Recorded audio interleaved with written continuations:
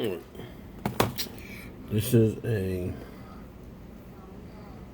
DG-SA01 smoke detector from China.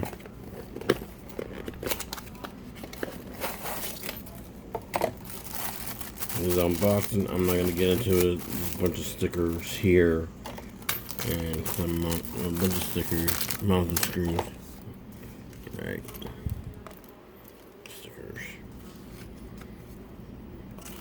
Manual. And the box itself. Alright. Packaging. That's what it looks like. There we go. Just this little right there.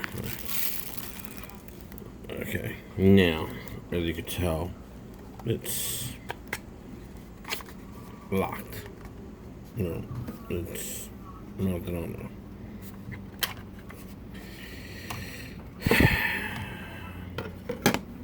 This little switch right here works when the battery, the 9-volt battery is installed. That allows you to slide on the cover and take it off. If it's not on there, this cover is a real pain in the neck to put back on if you don't have a battery installed. So remember, if you buy one of these smoke detectors, you will need to put a 9-volt battery in here, right in here. This way, this little button allows you to put the cover on and off.